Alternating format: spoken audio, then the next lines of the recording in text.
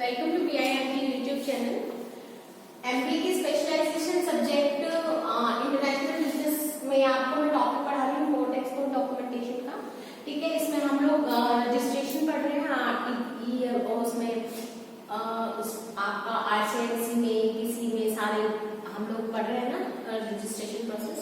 ठीक है, नेक्स्ट हमारे पास रजिस्ट्रेशन प्रोसेस है registration EPC what export promotion council what export promotion council. ठीक है, तो इसमें भी आप लोगों को रजिस्ट्रेशन कराना पड़ता है किन लोगों को, जो कि आपका इम्पोर्ट एक्सपोर्ट में डील करते हैं या एक्सपोर्ट करने के लिए अपना ठीक है अवेलेबल। ठीक है, पढ़िए। Export promotion councils are advisory bodies that actively contributes to the policies of the government of India. ठीक है, वो एडवाइजरी बॉडीज है ठीक है जो आपकी एक्टिविटी या पॉलिसीज गवर्नमेंट की क्या करती है कंट्रीब्यूट करती है and acts as an interface between industry and the government. और इंडस्ट्री और गवर्नमेंट के बीच में एक इंटरफेस का इंटरमीडिएट का काम करती है। ठीक है, EPC conduct a large number of promotional activities such as buyer seller meet. तो ये देखो क्या क्या एक्टिविटीज आपकी कंडक्ट कराती है, such as buyer seller meets, buyer seller की मीटिंग्स वगैरह कंडक्ट कराती है, ट्रेड फेयर कंडक्ट कराती है, एग्जीबिशंस आपके लिए कंडक्ट कराती है, information boost to promote Indian export. ठीक है, और इंफॉर्मेशन बूस्ट भी आपको होता है ना कि आप लोग हाँ किससे इंफॉर्मेशन कलेक्ट कर सकते हैं एक्सपोर्ट करने के लिए, एक्सपोर्ट प्रमोशन काउंसिल से। पहले भी पढ़ाया था ना आप लोगों को, एक्सपोर्ट प्रमोशन काउंसिल से आप लोग कंसल्ट कर सकते हैं कि आप क्या चीज एक्सपोर्ट कर सकते हैं क्या नहीं कर सकते, तो उसका भी आपको एक मेंबरशिप सर्टिफिकेट एक इशू कराना पड़ता है। ठीक है, उसमें रजिस्ट्रेशन कराना पड़ता है। तो ये आपका इंफॉर्मेशन बूथ आपके अरेंज कराते हैं इंडियन एक्सपोर्ट को प्रमोट करने के लिए and provide overseas buyers with the mechanism to easily reach Indian exporter. और जो आपके ओवरसीज बायर होते हैं जो अलग अलग कंट्रीज से हमारे देश में देखते हैं कि क्या चीज एक्सपोर्ट हो रही है, क्या चीज हम खरीद सकते हैं, वो जो भी इंपोर्ट करना चाहते हैं तो उनको भी गाइडलाइंस प्रोवाइड कराती है। ठीक है, उनको भी हेल्प करती है। In this article we look at the procedure for registering with an EPC। ठीक है, तो इस आर्टिकल में हम लोग पढ़ेंगे कि EPC के रजिस्ट्रेशन के लिए क्या क्या रिक्वायरमेंट्स है। Different export promotion councils in India. देखिए बहुत सारे एक्सपोर्ट प्रमोशन काउंसिल्स हैं। ठीक है, एक तो है आपका देखिए कह रहा है there are various types of EPCs, बहुत सारी EPCs हैं with each export council supporting और बेसिंग इंडस्ट्री और सेक्टर। ठीक है, जितनी भी एक्सपोर्ट प्रमोशन काउंसिल है ठीक है, तो एक चीज एक्सपोर्ट करने के लिए एक एक्सपोर्ट प्रमोशन काउंसिल। अगर आप लोग कॉटन एक्सपोर्ट कर रहे हैं तो कॉटन एक्सपोर्ट प्रमोशन काउंसिल बनी होगी, टी एक्सपोर्ट कर रहे हैं तो टी एक्सपोर्ट प्रमोशन काउंसिल बनी होगी। तो जितने भी प्रोडक्ट्स हैं उनके लिए अलग अलग प्रमोशनल काउंसिल बनेगी आपकी। ठीक है, तो देखिए बताएगा ये लिस्ट में नाम देगा। तो ये बता रहा है the different EPC in India are the one is engineering export promotion council, engineering को आपके उसको करेगी सपोर्ट करेगी। Project export promotion council, basic chemicals and pharmaceuticals and cosmetic export council, chemical और फार्मास्यूटिकल कॉस्मेटिक्स को इन्होंने एक ही उसमें रख दिया है, काउंसिल में रख दिया है।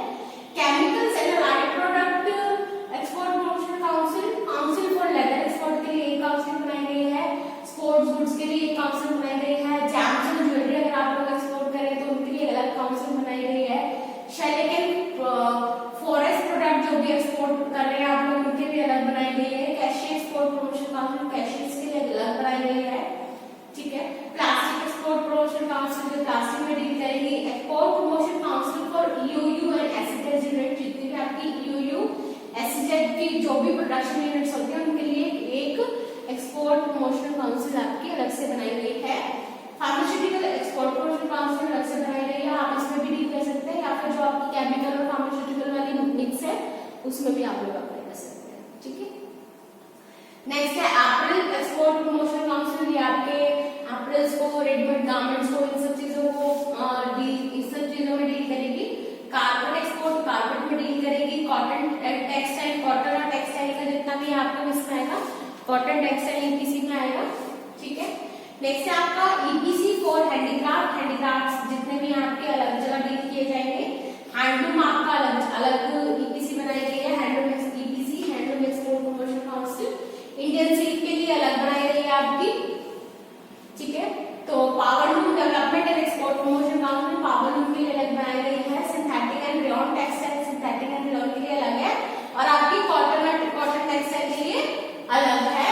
Wool and woollen export council अलग है, ठीक है। तो ये सब जो एक्सपोर्ट काउंसिल है आपकी, मतलब ये है कि अब तक ये सामान एक्सपोर्ट किया जाता है, ठीक है। तो ये सब चीजें आपने एक्सपोर्ट करी है, तो आपको देखना पड़ेगा कि आप कौन से एक्सपोर्ट प्रमोशन काउंसिल में लाए होते हैं। आप लोग किस सब उसकी आर्टिकल को, किस प्रोडक्ट को एक्सपोर्ट करना चाहते हैं, ठीक है। तो आप लोग रजिस्ट्रेशन उसके अकॉर्डिंग करेंगे, उसमें करेंगे।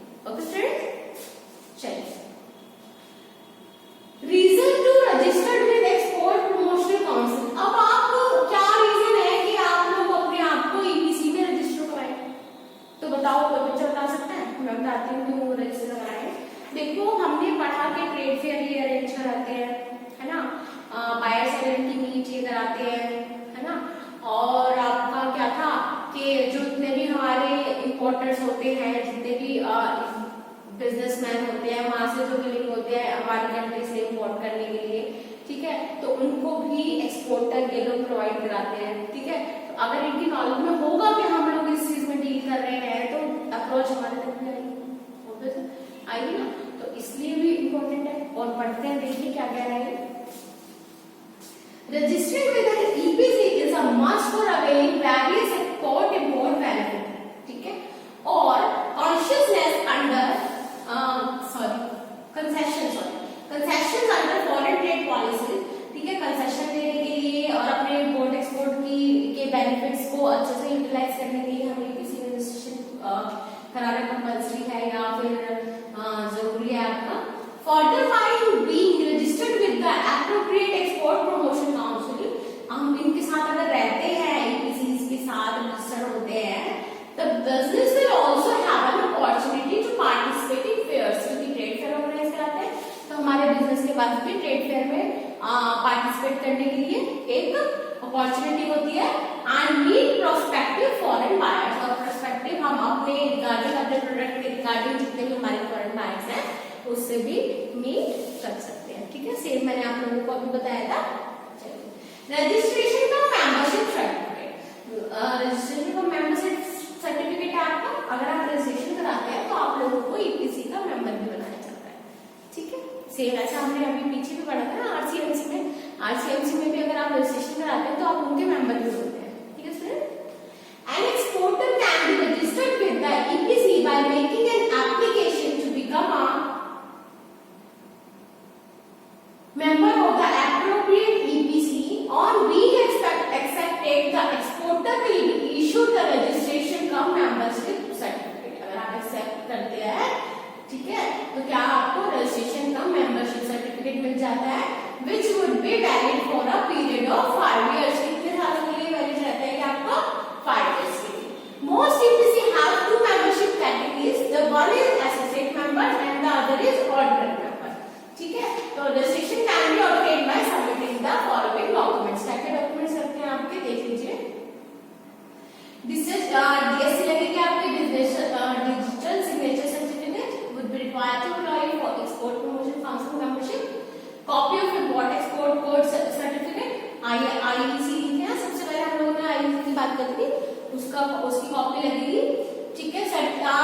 Certificate from chartered accountant certified export turnover figure, export की आपकी टर्नओवर फिगर एक चार्टर्ड अकाउंटेंट से आप लोगों को सर्टिफाई करानी पड़ेगी, ठीक है, कि आप पर ईयर कितना ज्यादा से ज्यादा टर्नओवर लेंगे, ठीक है, उसी के अकॉर्डिंग आप लोगों को ये इशू होगा, ओके, आगे बताएगा वो, ठीक है।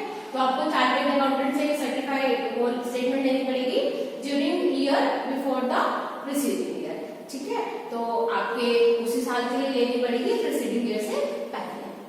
लिस्ट ऑफ पार्टनर डायरेक्टर की लिस्ट लगेगी विद देयर रेजिग्नेशन एड्रेसेस, ठीक है। एमएसएमई का रजिस्ट्रेशन सर्टिफिकेट लगेगा, पढ़ लिया था हमने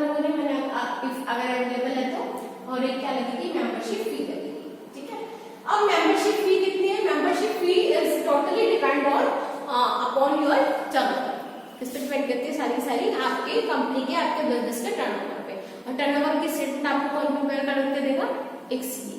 ओके, तो देखिए the membership fee for joining EPC varies from council to council. Council to council भी अलग है, ठीक है। However the following table gives a good understanding of membership fee structure. That is अगर आप 0 से 30 लाख मतलब अप टू 30 लाख का टर्नओवर कमा रहे हैं तो बस 5000 की फी आपको देनी है। 30 लाख से 60 लाख में आ रहे हैं तो बस 8000 की फी लगेगी आपको। 60 लाख से 1 करोड़ रुपीस का अगर आपका टर्नओवर है तो 13,000 की आपको पे करनी है। 1 करोड़ से 5 करोड़ का है तो 21,000 में आपका रजिस्ट्रेशन पॉसिबल हो जाएगा। 5,000 से 10 करोड़ में 23,000 रुपीस का आपका वो है फी है। 10 करोड़ से 25 करोड़ 25,000 है। 25 से 50 30,000 है। 50 करोड़ से 100 करोड़ का टर्नओवर है तो 35,000 है। और अबव 100 करोड़ अगर आपका टर्नओवर जाता है तो that is 45,000 for all the levels. ठीक है स्टूडेंट, तो ये बहुत इजी है आपका, ठीक है, पढ़ लीजिएगा। आज हम लोगों ने क्या क्या पढ़ा कि ये काउंसिल क्या वर्क करती है, किस किस तरह की काउंसिल इंडिया में अवेलेबल है, अलग अलग तरह की है ना, और कितनी इनकी फी लगती है, किस रजिस्ट्रेशन में क्या क्या डॉक्यूमेंट्स लगते हैं। ठीक है स्टूडेंट, दैट डॉक्यूमेंट ऑफ, ठीक है, याद रखिएगा सबके अलग अलग चार्जेस होंगे, सबके अलग अलग कंडीशंस होंगी। ठीक है, सारे रजिस्ट्रेशन कराने आपको कंपल्सरी है, तो याद रखना कौन कौन से रजिस्ट्रेशन कराने हैं। ठीक है स्टूडेंट्स, आज के लिए इतना ही स्टूडेंट्स। Okay, thank you.